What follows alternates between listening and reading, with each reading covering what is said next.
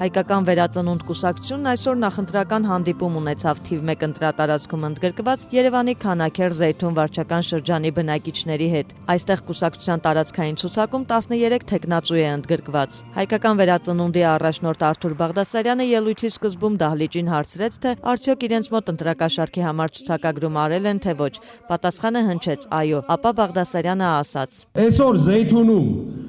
փող բաժանելու համար ցուցակագրում անում են, թե ոչ։ Անում են։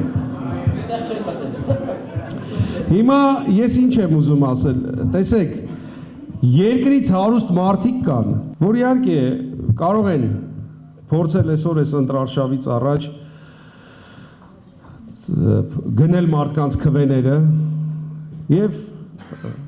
անել այն ինչ որ իրենք ուզում են։ Ես երեք Սյունիքի մարզում էի, Վայոց ձորում էի, մարդիկ մոտենում էին եւ երբ որ հարցնում էին պարոն Բաղդասարյան, լավ սենց ոնց կլինի, ինչքան կարելի է այսպես շարունակել։ Երևանից հասնում ես ուրեմն Եղեգնաձոր 40 արագաչափից ավելի արագաչափ կա դրված։ Վայոց ձորում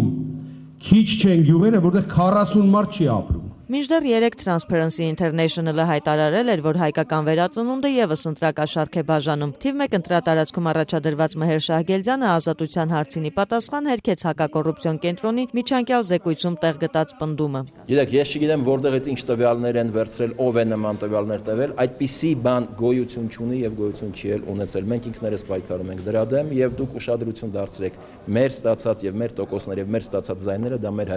մեր քաղաքացիներն են, որոնք մեծ ձեռք են մեկնում, որոնք պատրաստ են աջակցել այդ գաղափարները։ Ես խորհուրդ կտամ ուղղակի ընտրակաշարքները փնտրել լրիվ ուրիշ տեղերում, որտեղ որ շատ մեծ խոստումներ են տրվում ֆինանսական։ Անդրադառնալով օրերս ջրառատում տեղի ունեցած կրակոցներին, ինչի հետևանքով ըստ քննչական կոմիտեի 3 մարդ վիրավորվել էր։ Շահգելձյանն ասաց, իշխանությունները պարտավոր են բացահայտել այդ դեպքը եւ պատժել մեղավորներին։ Իշխանության պարտականությունն է անմիջականորեն կասեցնել եւ կանխարգելել նման որևիցե մի ուրեմն դեպք։ Առավել եւս, երբ որ դա մարդու կյանքի կամ առողջության հետ է կապված։ Իհարկե սա միանշանակ բացասական է, բայց նորից եմ ասում, պետք է կանխարգելել, պետք է անընդհատ աշխատել։ Մենք հաղորդել ենք բազմիցս դրա մասին։